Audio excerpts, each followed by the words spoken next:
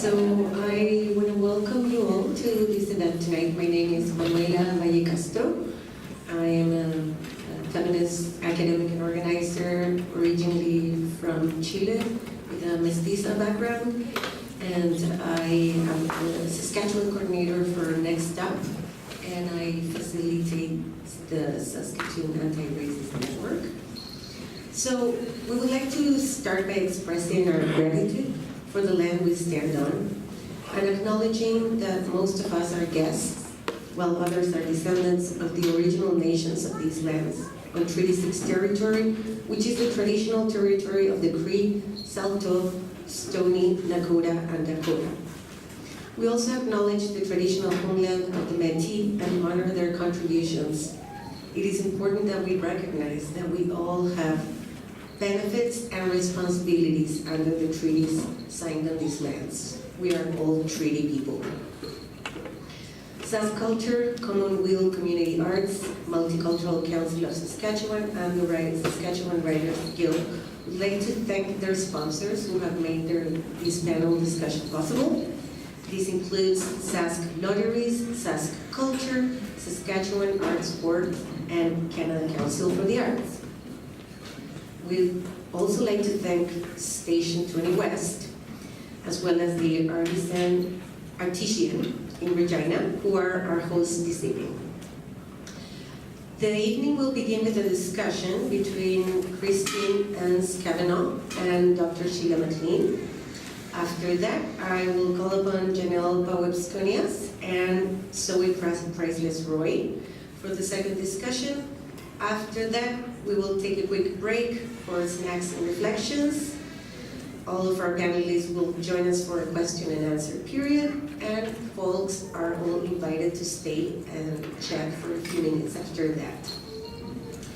Before we begin the discussion on racism, it is important to understand and respect our panelists' boundaries. The panelists have the right to pass on a question they might not feel comfortable answering in front of an audience. As well, we'd like to remind everyone to be mindful and respectful of how much time and space you're taking, and to leave the room for our invited guests, the panelists, to answer questions. We would also like the audience to know that these discussions are being filmed and live streamed and will be available online for anyone interested. Those of you who are watching in other locations are invited to submit questions in the comment section of this video. So I'd like to invite the audience to consult the Facebook event for the detailed bios on each panelist. However, we did have last-minute cancellation from one of our panelists, Erica Violet Lee. So I'm going to introduce you to Zoe Roy, who will be one of our panelists, and because you can't find her bio on the Facebook event description, I'm going to read it to you. And Zoe Roy is a poet, community-based educator, community engagement consultant, author, filmmaker, and advocate based out of Saskatoon. She holds a Bachelor of Education from the University of Saskatchewan and is currently pursuing a master's degree at Johnson Shoyama Graduate School of Public Policy. Zoe is passionate about enabling people to reach their potential by eliminating barriers. Her Cree, Dene, Métis roots and careers and narratives give her a unique insight into working with Indigenous and Canadian youth in pursuit of relationship building and reconciliation. Zoe has been working with the National Arts Center's Music Alive program in Saskatchewan since 2016, and she has collaborated with 75 classrooms to produce collective stories. Her passion, experience, and knowledge in storytelling, artistic expression, and community engagement provide children and youth with a platform to heal holistically and communicate authentically in a safe space. At this time, we'll ask the panelists to do a brief introduction of who they are. So I imagine that they have to come here. We're going to invite first Christine Ans Cavanaugh and Dr. Sheila McLean to do a brief introduction on who they are, where they're from, and what they're currently working on. So, can I invite you to come to the front? Please help me welcome.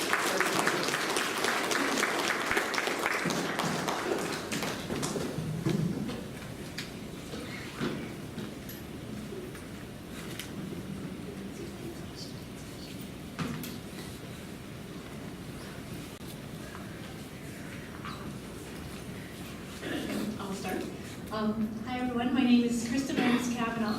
I work for the Saskatchewan History and Folklore Society. I'm a third generation white settler Canadian. I have Scottish and Danish and Irish parents on my dad's side and German parents on my mom's side. Right now, with the History and Folklore Society, we're a heritage organization, and so part of what we do right now is working to transition to telling histories that share the perspectives of everyone in the province. So that's kind of part of what we're working on right now. My name is Sheila McLean, and I was born and raised here on Cree territory, Treaty 6 territory in Saskatoon. I'm also a third generation white settler with Scottish and Swedish and Norwegian ancestry.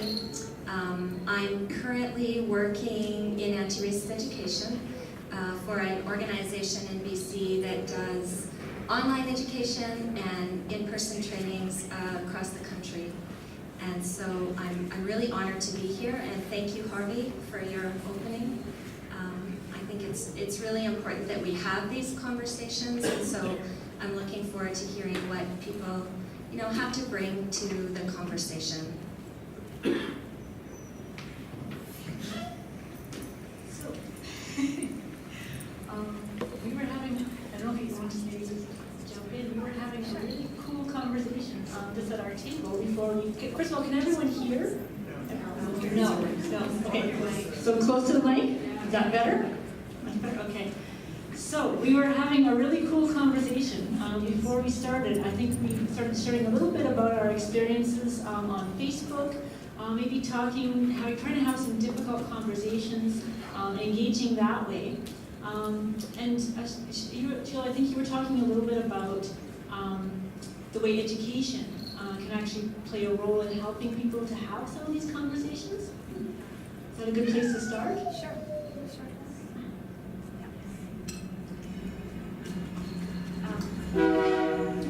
Well, I think that there's a few levels of conversation that's probably going to happen today, which is what kind of education do we need in public spaces, ongoing deep education on anti-race, anti-oppressive work that needs to be done. So that's one conversation that needs to happen. But the other one is what we're talking about with safe conversations. And what we were saying is that the idea of a safe conversation for white settlers like myself and Kristen is going to be very different than it is for Indigenous people and people of color.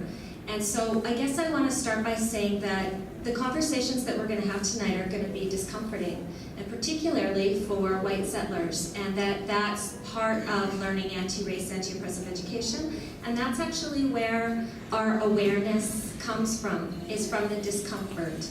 And so just to make it clear that discomfort is very natural, it's very normal. There's a huge body of scholarship on the fact that in a white settler country like Canada, white settlers like myself and like Kristen have been given over the last 150 years and beyond many privileges. And when we look at economic power, social power, political power, even the power that plays out in this room, we can see that, for the most part, many white settlers come to have really problematic explanations for inequality. So in other words, the explanations for inequality that we're socialized to believe, to pass on, to think ourselves and to teach our children, to teach in the classroom, are racist explanations for the inequality that we see. So when we see the overrepresentation of particular groups, Indigenous people, in any institution, or the underrepresentation of Indigenous people in any institution, we know that racism is at play. So that's where we want to start. That's the foundation of a conversation on race, is understanding that as white settlers, the discomfort comes from understanding how we're racialized to be superior and how that happens. And then how do we have conversations with people that have never had that education in 12 years of public education and maybe university training or in their conversations with their families. Can I maybe just add to, as well on the discomfort? I found so when having difficult conversations, or even myself observing or having conversations, I found that discomfort is not only part of it, but it's also, for me, I've come to see it kind of as my friend, almost, because it's a better compass for me as a signal that there's something that I might need to reflect on than my brain sometimes. So I think it's really important to actually even embrace discomfort, because it's a sign that that there's something you might need to reflect on. And also when we talk about different ways to have difficult conversations, one of the things that I learned through Multicultural Council, some training I took there, was that if you do feel uncomfortable, sometimes that's a great place to stop and just suspend judgment. Stop and reflect, and before acting, because if you act out when you're in a place of discomfort, you'll likely just react. But if you stop, wait, kind of think, and then maybe gather some more information, you might get to a place where you feel a little bit better, and you feel better about the actions that you eventually wind up taking. And I think maybe sometimes the education component is what's needed to help you figure out what it is that's making you so uncomfortable. That's some of my experience. Yeah. So I think what white people mean when they say safe conversations about race is that they're never discomforted, and that their ideas about how inequality is created are validated. And for the most part, when there's huge bodies of scholarship that look out at when Indigenous people and people of color talk about race, the need is to be validated, to validate the experiences of everyday racism and violence that they face in every institution in Canada. And so that can be difficult because of the myths that we grow up with as Canadians about democracy and multiculturalism and Canadian tolerance and niceness. Those myths can be challenging to unlearn and unpack. And it's, as a white settler, I can say for myself how long it's taken me to unpack those myths of niceness, how I internalized those as a white Canadian to believe that, I was performing those daily as someone who was fair to everyone and didn't see color, and all of those discourses, those narratives that we use to claim that everyone's equal, when we know very well that equality doesn't exist in Canada, that we live in a very racist society, and that we all internalize these messages, and that the most important thing we can do is start to first, as Kristen said, question ourselves and challenge those ideas in ourselves, and then start to have, as Harvey said, those important conversations with our family members, in our communities, and in our institutions. And I know there are some institutions doing this work, challenging racism, but most people, when they think about racism, they think about neo-Nazis, they think about Donald Trump, and really the extremism. But the everyday niceness of Canadians is lethal to Indigenous people. And we can see that in some of the institutions where the rates of violence towards Indigenous people is very high, like the justice system, for example. So I think that for white people, we have to stop thinking that safe conversations mean that they're going to be comfortable. I think safe means that we're going to learn, and that we're going to be discomforted, and we're going to be challenged. And I think maybe just to add to that around, we talk about our niceness, our ideas of our own niceness. What I found for myself actually just even really, very, on my own personal journey, I used to think that confronting biases that I have, that we all have, inside that we learn from birth, I used to think that confronting those was like peeling an onion, because I would confront a bias and then I would go along thinking that I was nice and that I was doing really well. And then I would surprise myself with something else, and I was like, okay, we're going to peel that layer away. And I came to realize actually quite recently that it wasn't layers of an onion. It was the same internalized bias coming back again and again, because I hadn't admitted to myself that I have that innately within myself all the time. This is kind of, so I have it in myself all the time, and I've actually been much happier and more at peace to admit that and work with it, as opposed to say, okay, now I've learned enough, I've talked to enough people, I got this, you know, I don't have any biases in me anymore. Because what I found was that when you do that, your internal, if you still inside yourself have that innate sense of superiority, which is what settlers are taught, it'll come back to you. You get rid of it, it'll come back to you. So you may not be able to sort of shape it, and it'll come back, as a friend of mine said recently, it'll come back in a form that makes you comfortable. So you might not be a person who would ever make a derogatory comment about an Indigenous person, but what if you met an Indigenous person and you made an assumption? You made an assumption that it changes on you, so you're thinking, maybe you made an assumption this person is less educated than you. It's the same bias, but it's come back in a form that's comfortable for you until you recognize it for what it is and move on. So I felt that I've been a lot happier since I just admit that I have this in myself all the time and kind of run my actions that way. I know I have this bias, so how is that going to come into play in this situation? How can I behave differently in a way to make sure that that I don't hurt anybody, or that I don't say something insensitive, or things like that. So that's, for me, that's what a lot of been confronting these biases has been about. I think absolutely it's a lifelong journey for white settlers in particular, but I think for everyone to unpack and unlearn all of the garbage that we've been taught and socialized to believe through education, through mainstream media, which are really our public ways that we socialize people to think. I mean, race is a social construction. And that's usually where we start in education, is just to see that there's nothing biological or genetic about race. That these ideas about our ethics, our morals, our capacity for intelligence, our capacity for work, all those things are not linked to race at all.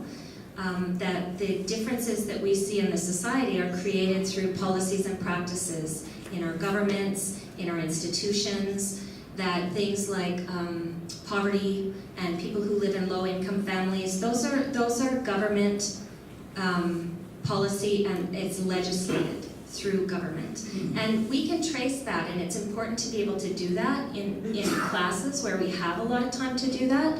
I think what's more difficult, and what we might want to focus on a bit tonight, is what do you do when you don't have 3 months or 5 months in a course to be able to teach someone all of the policies and practices throughout history that have been racist, that have benefited, white families like my family, who have become middle class through everything that the government have given us, as farmers, land and ability to move freely, ability to sell on the market. All of those things are really important in constructing my family as a middle class family, and feeling that we're, superior because we were able to do well. Like those myths of meritocracy, for instance, that we get forward in life because we're smart and we work hard. I mean, how many people have grown up with those narratives and taught them to our children? The truth is that, of course, it takes some work, but there are policies and practices that have created the reality that some people have access to resources, access to social and political power that other groups don't. And we know in a colonial country, overwhelmingly, the groups that have not had access is Indigenous people.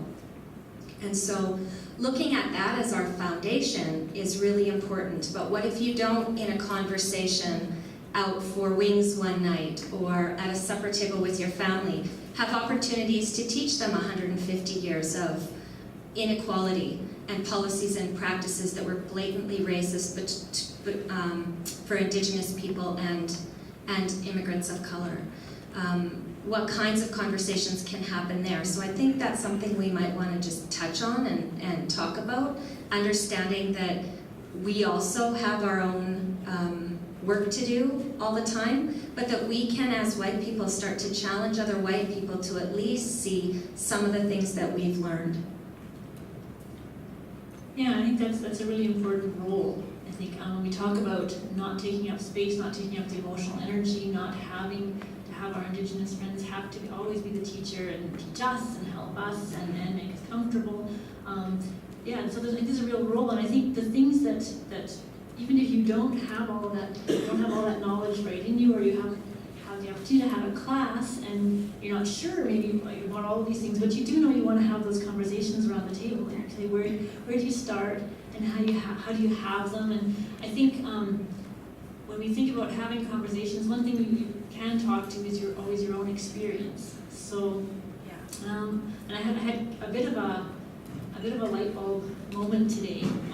Someone had put a post up about talking about just different guidelines and ideas, and one of them was you don't expect an Indigenous person to give your opinion the same way to their own experiences. And that was a light bulb for me, because in talking about these tough conversations, I was struggling with what do you do when you're speaking with someone who's really clearly sharing dangerous misinformation, and so even we talk about we want to have a dialogue, we want to talk with our hearts, but how do you have a deep conversation, draw somebody out, hear them when they're saying things that are dangerous and misinformation? And so I realized that the difference between experience and opinion for me was key there. Opinion, what you heard on the internet, what you heard somewhere else, is not the same as having something you experienced. And if you're not an Indigenous person, you can never know what that experience, as a non-Indigenous person, you can never know what that experience might be. So this is why I sort of talk a lot about confronting my own biases, because that's what I know, and that's my experience. But I think also you can gather information from the education as well. And I'm wondering if maybe it's a little bit of both, getting the education as well as having those tough conversations. I think so. I think for, particularly for white people, what I usually do is position myself. In other words, I say, I used to think that as well, because I did. Or I say to them, if it's a relationship of trust that I built over time, I'll say, I really think that what you're saying is common. In other words, there's so many Canadians that believe that too. Now let's rethink this, because I have some information I want to share with you that really challenges that. In other words, I don't believe that anymore.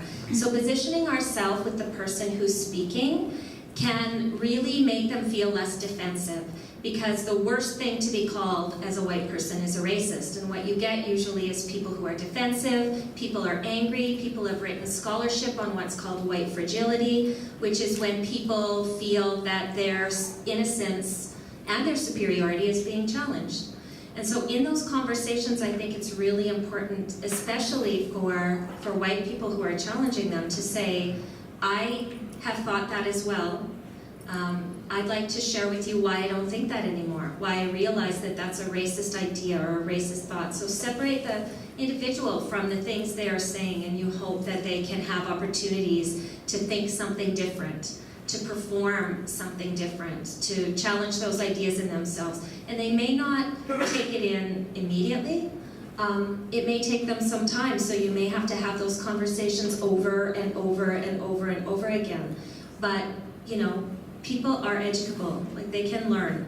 And I think that it's important to continue to try to teach people about this. But I do really hold our educational centers at fault for the fact that we have to continue to have these conversations.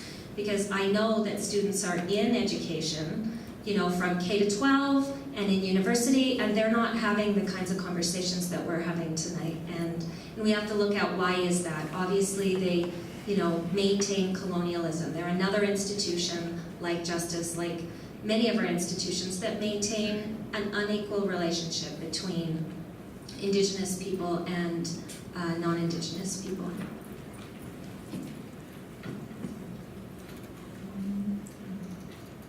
Trying to think of ways I can kind of talk more about or draw out kind of on what you're saying a little bit about education. I think, so for me, going back to my experiences again, I think sometimes it's very difficult when you don't have a background, maybe you're afraid that you might not have all of the answers. Sometimes it's really helpful then to be able to have that education, to be able to even do a little bit of research on your own, to have that information. One thing I also found, even I was chatting with a friend not that long ago, and we were on a committee together, and on this committee there was another committee member who was saying some things that really we both felt needed to be challenged. But at the time, my Indigenous friend did a really good job of challenging those things from her own experience, and a really good, respectful job of challenging those in a really respectful way. And they had a really good conversation. And I didn't say anything. And then later when we talked about it, I asked, what could I have done to help? At the time, I was a little afraid. Well, I might not say the right thing, or I might not have all the right arguments and that kind of thing. And she said, I can do this. This is okay, but boy, it would have been nice if you had just backed me up. And so even not worrying about whether you have the perfect argument, or just even saying, I really agree with that, what you're saying. Yeah. Just even to show that and stand kind of in solidarity that way. And I think, I do think that silence is one of the things that maintains racism, like that we can't be silent on these issues at all.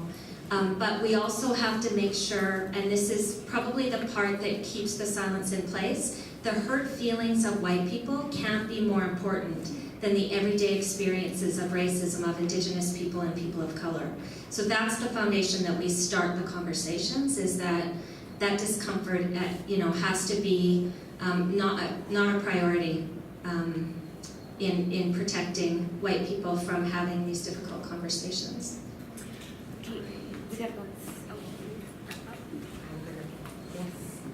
So I'm going to thank you, Christine and Sheila, in name of all of our audience, for getting us started with your reflections, which I think are very thought-provoking. And I just wanted to signal that in these conversations, we also need to include not only Indigenous peoples and white settlers, but newcomers. And I know that at SIA, and there's a lot of people that are engaging newcomers and immigrants of color, and the multiple ways that we come here, racialized in different ways.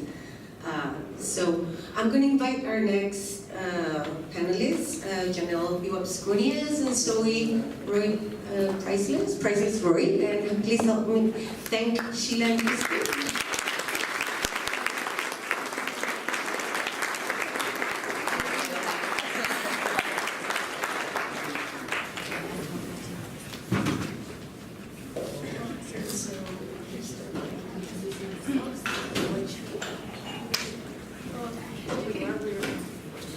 Sure. Hello everybody. Gagawi namaski na saygasun. Manay Jose Ecuador. Blue Hill Niaote. I am Janelle Biwapskunias. I come from Little Pine First Nation, and I'm a proud resident again. And I used to live here in Saskatoon, so I have a bit of a feeling of what this place is like. So that's where I'm from, and that's where I live. I'm also doing a lot of different kinds of projects. I'm a renegade in some respects. I do poetry. I also have a social enterprise called Niched Up Games, where you learn about culture, but through really fun and engaging tools. And I don't know, I do a lot of other community facilitation and engagement work. So I really love the working with the peeps and also having tough conversations. Hi everyone, I'm Zoe Roy, a spoken word poet. I don't call myself a hip hop artist anymore. I'm getting old. I mean, that's not an excuse. I'm just not, more doing poems, I guess. And I've been producing and writing films for about 7 years now, so I guess I'm a filmmaker. I'm studying a master's degree right now, and I'm studying youth justice.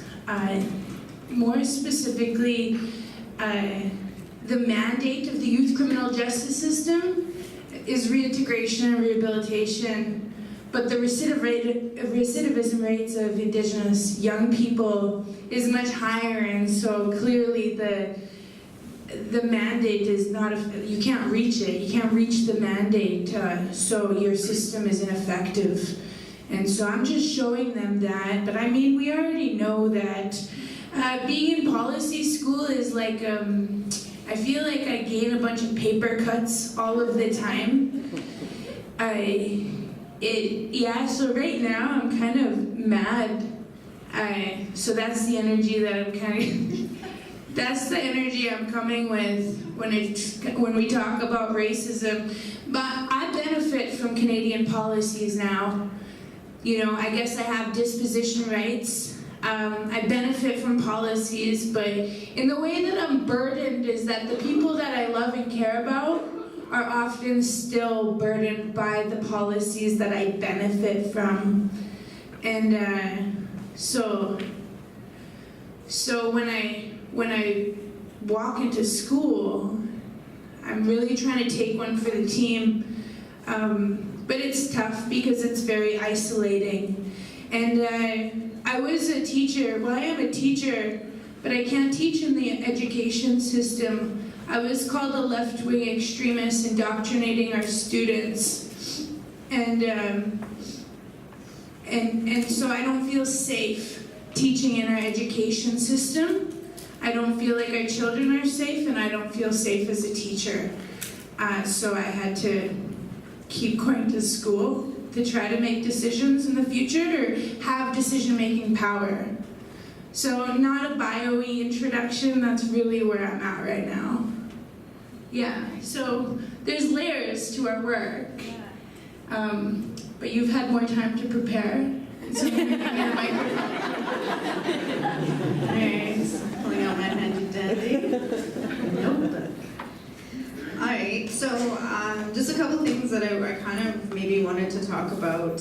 Maybe just, I want to pick your brain. Also, where did you learn about race? Or when did you learn about race? Did you want to start? Or Yeah, should sure. I? Yeah. Okay. How fun is this? I'm sorry. I do know that Erica should be here. I recognize that, but I do find it a treat that I get to spend some time with Janelle talking about racism in front of this room. But if you look around this room, somebody pointed out to me that it's very white in the middle, very brown on the outside. Yeah, just check yourself. So I'm Cree, Dene, and Métis, but you couldn't be that. I was never told what Cree was or what Dene was. My mom told me that I was mixed because she was a Bill C-31. So halfway through her education at Suntep, she went in Métis, but then all of a sudden she was a Bill C-31, so she was now Dene. But then she didn't know what any of that meant because she grew up in the city. So that'll come into play later. So Mom told me that I was mixed. I would go to school and I would have the implications of being Native, treated Native, being put together with the Native kids, but not having any idea of what that meant. I always knew that I wasn't one thing, but I never knew what things I was. And so at first it really did come out at me of like, oh, I guess I'm just not anything. And that's where it came from. But then the first time I ever learned about my culture was actually in jail. When I was 13, I got to smudge, I got to learn a hand drum song, and I got to go to a sweat, all in my first sentence. Wow. I think I learned about race when I was about 6 or 7, and well, I already knew that. I go to town to do figure skating, and that I'm not like the other kids. And I noticed that 5 or 6 years old, I'm not treated as. I didn't get as much attention as the other kids in their lessons, and then it came to me when I was about 7 years old when somebody thought I was Chinese, and so he pulled his eyes tight and started saying some mishmash of sounds. I don't know what it was, But that was the first instance that I realized, people don't look at me the same. And so it kind of created this like hierarchy of like what is considered acceptable. And it wasn't me as an Indigenous kid, as a Cree kid from the res going to this town. And it was also meaning that they got to decide who was good and who was bad. And I'd always get followed in the town pharmacy. You go look around and you don't have a lot of stores on the res. You have the store, that store, it's the store. And then you go to town, you see all these like CDs and all these other cool things. So you go walk around and you notice like the pharmacist, making sure that you're not putting things in your pockets. But I didn't know anything about stealing back then, I was just a kid. So that was kind of one of the first times. This was my experience in the rural setting, is that, I'm a little brown kid who's less than, and they got to decide who was cool or not. And then I learned about other people's cultures, probably not till I was an adult, or maybe when I was watching Power Rangers. Because they got a diversity of people on TV. And so I thought it was always cool that there were other peoples, but they definitely did not exist in where I lived. In my town, there was actually a Korean family who ran the one Chinese food place, and then there was another Chinese family who ran the other Chinese food joint. So there wasn't much of a diversity in that. So that's kind of when I first learned about it, just through experiencing it. And already as children, we knew that there was a difference in what was considered good and what was considered bad, just by the way we experienced it. So it's one of those first times that I saw that. Yeah, I got another question for you. All right. I saw your notes. She came stacked. You should see this. Oh. Just kidding. So I kind of wanted to talk about how we talk about race, and I don't want to say there's a pan-Indigenous perspective on what race is, because we're all in different places, we're all on different levels in terms of healing and hurtness, and how colonial systems have impacted us. So it's really it's a really diverse plethora of opinions, I feel like.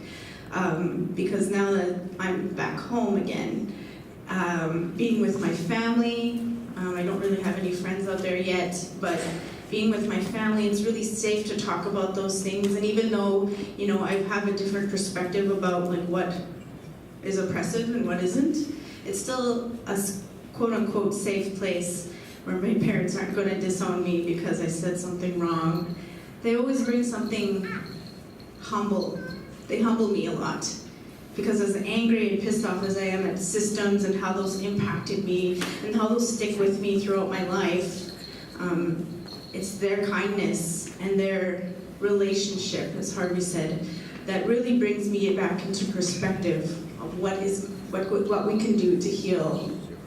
And that's really humbling, because even though our people were oppressed a lot, and were pretty much oppressed into signing treaty, specifically my community, well, not specifically, but one example is my community, we were oppressed into signing treaty, is that they overlooked the fact that we were agreeing upon something we didn't necessarily agree upon.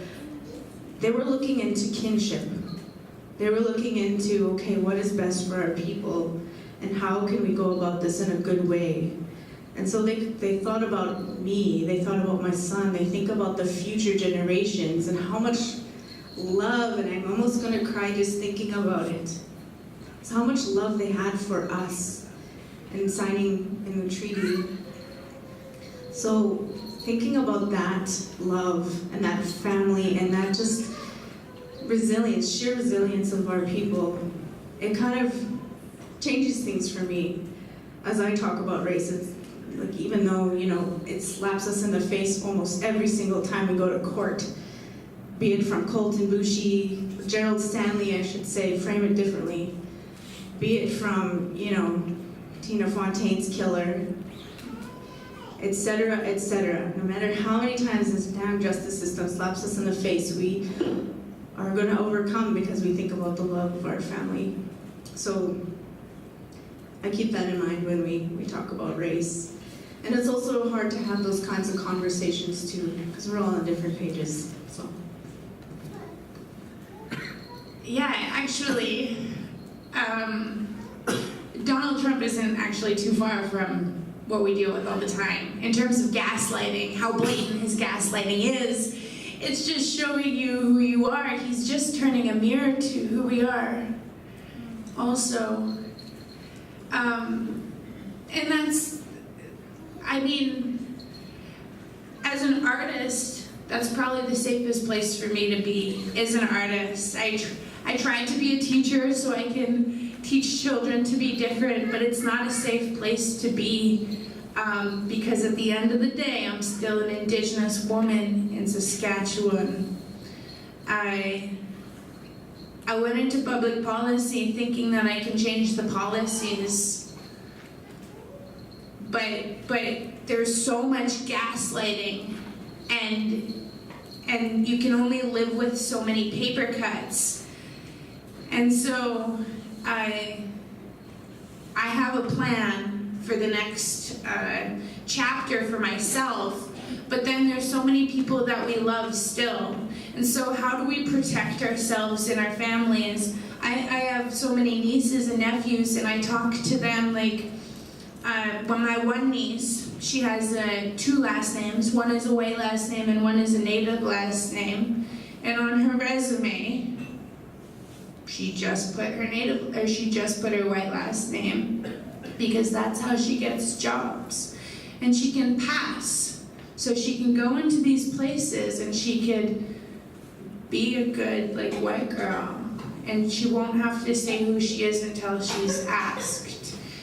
So there are strategies of how we talk about race and racism within our own families, but it's really navigating it in these systems that I find it to be the biggest problem. And I don't think that Indigenous people or people of color can continue to have these conversations only. I do think that non-Indigenous people need to be making real changes. And I had this one conversation with this woman at Nutrient, and she said, why can't we all just be one?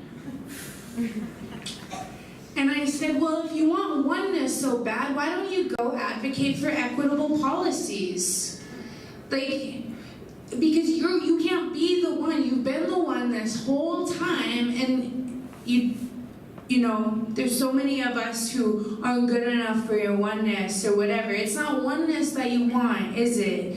You just don't want it to be so problematic for your supremacy. And people don't like talking about white supremacy. But it's like, but we have to because that's what it is. And so more and more, I've just been talking about it, but I've only been talking about it because these people aren't gonna affect my bills anymore, you know? Like all my life I've been so poor that I needed to depend on just making it by, navigating my way through. And I have light skin and curly hair and I speak well. I can't imagine what it's like. Even to have darker skin or to have an accent. I never grew up on the reserve. Mind you, I don't know if I'm from a reserve. My grandma was taken from the trap line. So when people say, where are you from? I'm like, the north? They're like, no, but where are you from? Like, what? I'm from here, and people still ask, but where are you from, though? And so I guess I deal with that, but at the end of the day, I know I benefit from a lot of policies, so I don't mind taking one for the team. But what it is problematic is that if we do need other people to fight this structural racism, these teachers, I'm studying street level bureaucrats right now. So the social constructions of race and how it's okay for people of color to be criminalized. Who do we deem as sketchy? These are all moments for us to really look at ourselves and decide what informs our opinion or our views. This is a real personal journey, and we can have these safe conversations, but if we're not taking it upon ourselves to be uncomfortable, then we know that we're always going to benefit from policies, and as long as that happens, there will be people that are burdened by the very same policies. So I'm really in this place right now where I'm transitioning, and it enables me to have more grounding in my anger when I'm talking about race and racism. Right. I like the points made about, I learned recently, there's a word for this called code switching. You kind of mentioned it with your niece wanting to use her white last name to access different jobs and to not be discriminated against, because let's face it, if your name is Mohammed, they're gonna think certain things about you. If they have Puavskonius at the back of your last name, they're gonna think certain things about you. I don't know if they know where that comes from because it's Cree, but they're gonna still have different ideas about you. And so there's a thing called code switching. It's where you change your style of language and your words and your voice and depending on your situation. So when I'm talking on the phone and I want good customer service, a girl is gonna be like, "Hi, I'm Janelle. How are you today? Thank you, Brenda." And then when I'm on the res, because I just got a job at the band office, what's up? Somehow, some way, they're gonna deal with me. I'm gonna talk with my native accent, and I'm gonna tease people, and we're gonna have fun with this job. I really am gonna have fun with this job because I want to meet my peeps again, and like, I haven't been there in a while. So that's, I don't know, that's something that's present in my life. I don't know if you do any kind of code switching or anything like that, but it's different depending on where I go, just to help me be safe. So just be aware. Sometimes people do that. Yeah. I feel like we all do. Yeah. Yeah. I mean, not all people, I'm saying. All Native people, and probably other like cultures as well, because yeah, you have to put on that voice. That's how you get through. That 100%. That's how I get through, even as a teacher. But I talk to my kids in my native accent. And the way that I get to teach kids now is through the National Arts Center, who is a great ally organization, an accomplice, if you will. And they know what I'm teaching. They know I'm teaching anti-racist, anti-oppressive, anti-colonial style of teaching, that I'm passing the torch, that I'm giving them a space and trying to get them to send a message.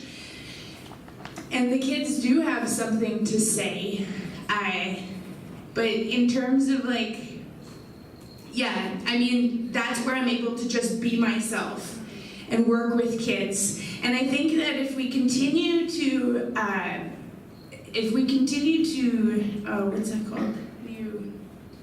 Puncture.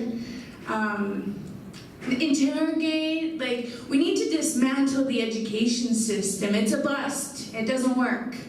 It doesn't work for so many reasons, and I think if we dismantle the education system, that even white people will benefit from it, and so we should do it. I mean, if that's a better incentive, because all children will be put first, I think, in a new education system. I heard one time that they're not trying to build Porsches, that we can only afford GMs. We can't make kids into Porsches because we need them to work. You know, there's more people who are accepting pensions now than there are people working. This is a huge problem to the education system. They're manufacturing kids, and this isn't like,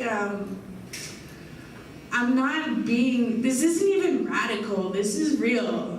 It's super lazy system, it's old school, it doesn't benefit anyone, and we're gonna have to do more work. But if we're too busy working because we can't make ends meet because our rent is too high and we can't afford food, that problem is disproportionately affecting Indigenous people in the first place. In a city like Saskatoon, we have one of the highest GDP in Canada, yet the child poverty rate is at 24%. Child poverty in Saskatoon is synonymous with Indigenous poverty. And child poverty is just a problem, period. But if our systems, so our education system is disproportionately marginalizing people of color and Indigenous people. Okay, we know that. We know child poverty is an issue. We know that, the average age of an Indigenous person is around 38. Does anyone have that number? Okay, the last I checked in the spring was 38. And then the average age of an Indigenous person is 20. We're growing 4 times faster than every other population in Saskatchewan. This isn't just a Native problem. This is I think we will become irrelevant. If we don't solve this problem. I think we need to humble ourselves, recognize how we're part of the problem, and I think as an Indigenous person myself too, I need to know how I'm part of the problem. That's why I'm going to policy school. I think there's multiple ways that we can be a part of the solution, and it's really the people that are at the center of this room that can take one for the team too. All of us can figure out a way that we can be a part of the solution, because it's fast approaching, super fast approaching, and it's gonna affect people you love too. Yeah, and I think as people who are working in the communities, no, just kidding. No, as people who are living in the communities, I think we can start by discussing what is racism. I think a lot of people get discrimination and racism kind of mixed up. I think that's a good place to start for me is now that I've met you, hey, you came for your check, so do you know what racism is? Or something like that. I don't know how that's gonna go down, but it's gonna happen. So, and I also think that getting ideas around what prejudice is, what stereotypes are, what discrimination looks like, and what's racism.